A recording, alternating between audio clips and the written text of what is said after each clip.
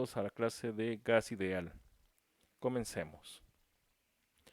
Lo primero que vamos a recordar es sobre las coordenadas macroscópicas en el caso de la termodinámica. Estas coordenadas macroscópicas no implican ninguna hipótesis especial sobre la estructura de la materia, entonces no tenemos que preocuparnos de qué están hechos los gases, de qué tipo de partículas, etcétera. También su número es pequeño, es decir, no necesitamos un montón de coordenadas. Y nos las sugieren nuestros sentidos, es decir, tenemos experiencia de ellas y tenemos aparatos con que medirlas. Por ejemplo, la temperatura, que ya se había visto en una clase anterior, el volumen, la presión y la masa. En el caso, por ejemplo, de la presión, sí le vamos a dar una interpretación microscópica, pero en este caso vamos a asumir de que es un efecto puramente macroscópico. Ahora, también podría tomarse una perspectiva microscópica. En esta perspectiva se hacen hipótesis acerca de la estructura de la materia, es decir, por ejemplo, que están compuestos de moléculas y átomos. Deben especificarse muchas magnitudes, ya que estas partículas habría que asignarles propiedades y a cada una de estas por partícula hacen que se multipliquen las magnitudes que deben especificarse.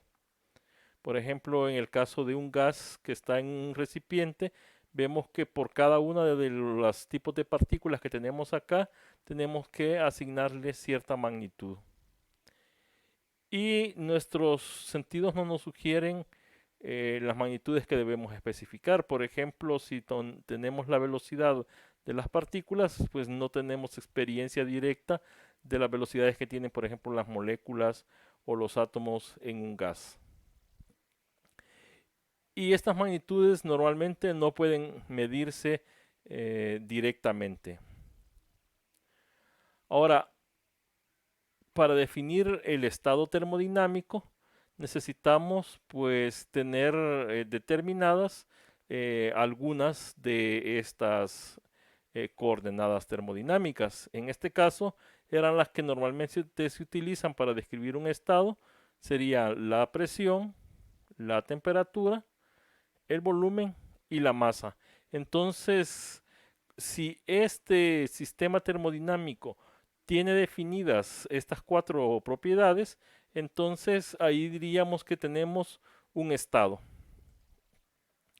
En el caso, por ejemplo, en que digamos que la temperatura y la masa son fijas para el gas, es decir, que no van a cambiar, entonces si estas son las que definen el estado termodinámico, entonces solo necesitaríamos las otras dos, es decir, la presión y el volumen, que lo podemos representar en este gráfico por un punto. Entonces, este punto lo que representa es un estado termodinámico. Si tenemos, por ejemplo, aquí otro punto, pues ese también representaría otro estado termodinámico distinto de este. Ahora, lo que define un estado entonces son los valores que tenemos, por ejemplo, de presión y de volumen.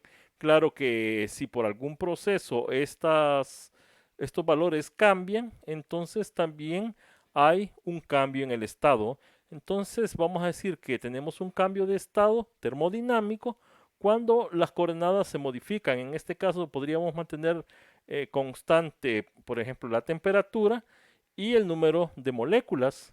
Y lo que estaría cambiando sería la presión y estaría cambiando el volumen. Entonces, aquí sería un estado inicial y aquí tendríamos un estado final. Entonces, ahí tendríamos un cambio de estado. Este puede ser espontáneo o en virtud de alguna acción externa. En este caso, la acción externa es poner pesos sobre este émbolo y eso hace que el volumen disminuya. Ahora, normalmente para que se puedan hacer estudios sobre termodinámica, estos deben encontrarse en equilibrio. ¿Qué tipo de equilibrio podemos tener?